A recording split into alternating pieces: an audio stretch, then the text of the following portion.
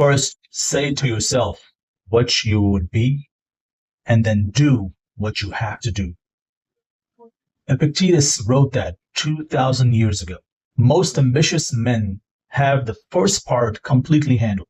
The vision is clear, the goals are real, and the drive is absolutely real. Now the second part, do what you have to.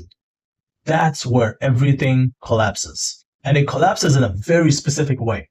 A way I watched it happen in my life for years before I could even name it. By the end of this video, you are going to recognize it, not simply as a theory, but as something concrete that you can see within your own week and life. The ambition loop. Motion without any real progress. Think about your last week, not the week that you planned, but the week you actually had. How many times did something feel urgent, a real move, something that mattered? But by Friday, it was still sitting exactly where you left it Monday. Now, it's not laziness. And I know that because lazy men do not feel what you feel about this. That frustration that you carry is the mark of someone who genuinely wants to move. But you see, something else, something subtle is happening underneath. Something that I watched for almost 2 years in our homeschooling system before I could even name it. My kids were engaged, ready to learn, putting in real effort. But some weeks, nothing was compounding the way it should.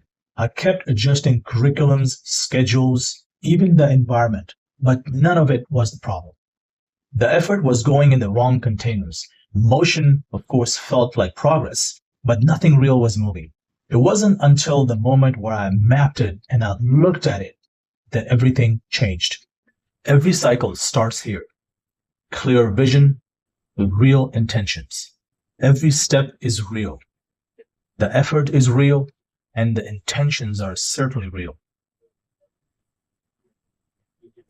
So the loop doesn't feel like a trap. It actually feels like diligence. Now, if you would look at the loop, you'll see there's something missing. There is no exit point. You can run in this loop for years. Weeks pass, months will pass.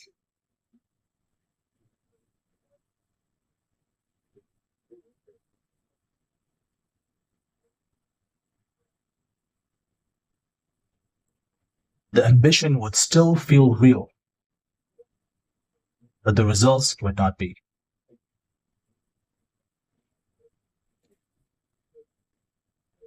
See, the more ambitious you are, the more convincing the loop disguises itself as forward momentum.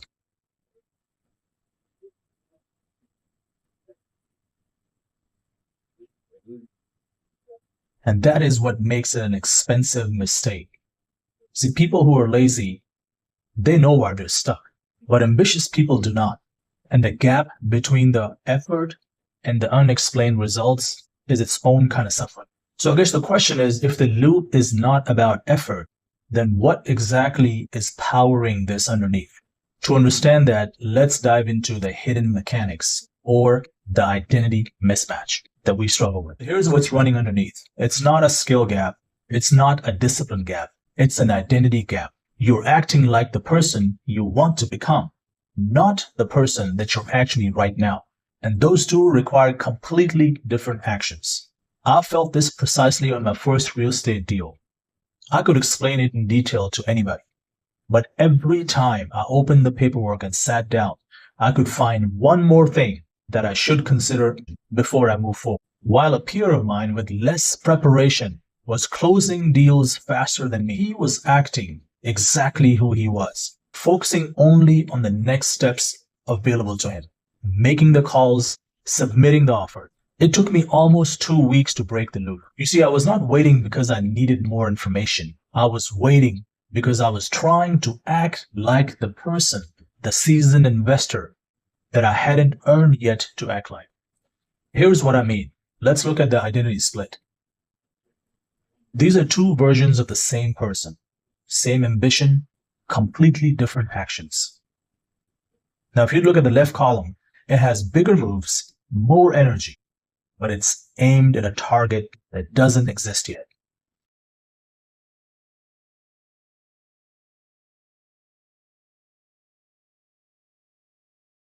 On the other hand, if you look on the right side, it has smaller moves, but they land because the target is very real. You see, the difference is not effort. It's about being honest to yourself and acting like who you are today. What occurred to me was the question was never, am I ready? The right question was, what is the honest next step available to me right now? And those were two completely different questions producing completely different results. And even after seeing this, people still stay paralyzed. And there is a reason for that. Because the longer this runs, something else entirely starts building underneath that holds you back. The true cost of staying stuck and the pressure that builds up behind. You see, staying stuck is not static. It doesn't stay at the same level while you're figuring things out. Every missed action that mattered, every postponed task that mattered, leaves a residue. The task starts to feel heavier than it actually is. And it's not because work changed. See, every missed and postponed task has a weight that it carries, and it compounds the more you delay that task.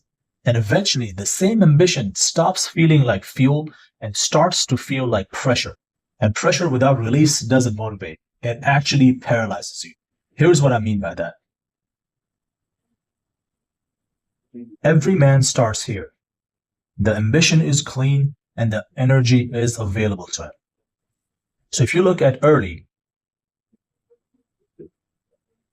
here is where misses are small and they're easy to absorb. You barely feel them sometimes.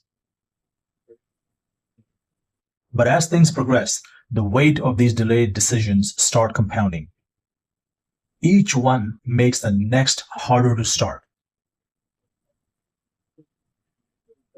And when you get too late, this is where most men stop, not because of laziness, because of the accumulated weight of all the postponed decisions. You see, if you've been ambitious for a long time, without seeing the results match the effort, you're probably not dealing with a motivation problem. You're dealing with weight, the weight of postponed decisions. And the answer to weight is not more willpower. It's breaking that cycle with one honest action, small enough to fit your capacity and actually matter so it breaks that pattern. Let me show you what I mean. So here are 4 moves that break the loop.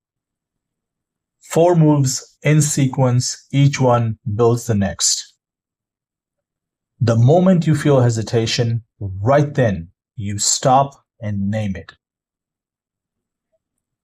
Not, I'll come back to this. You ask one question.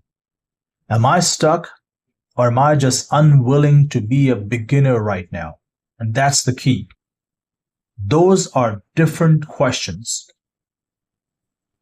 Once you tell them apart, the loop loses most of its grip.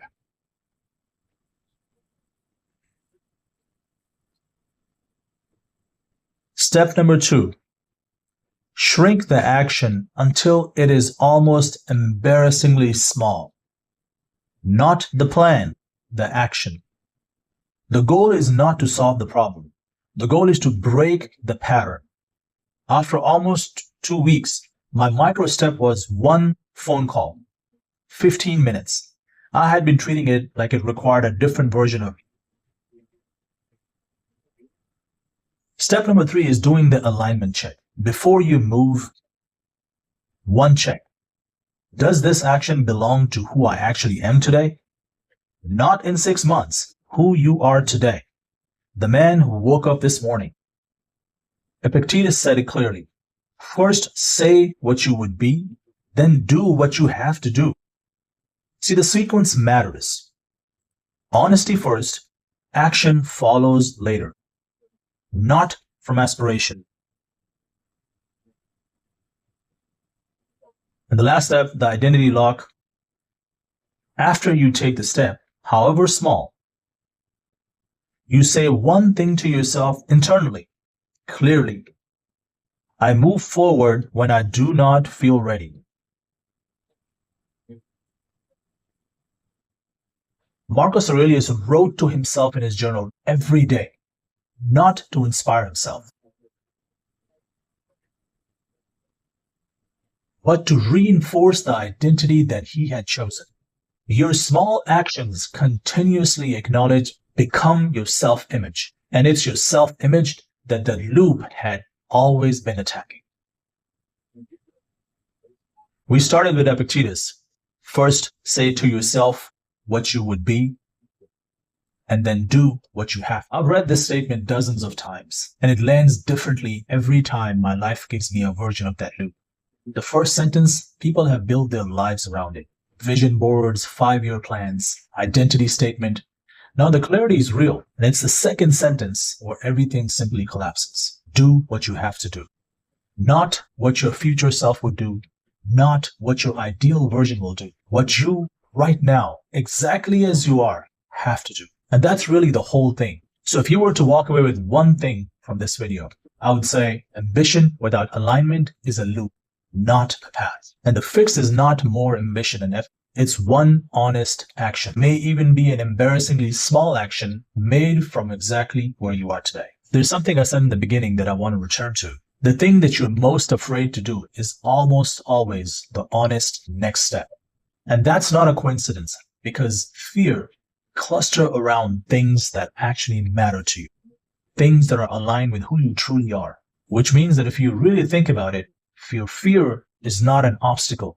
It's actually a compass pointing you somewhere. Next week, that is exactly what we're going to explore, that the things that you're most avoiding are actually pointing you exactly where you need to go. So do not fight your fear. Listen to it. I'll see you next week.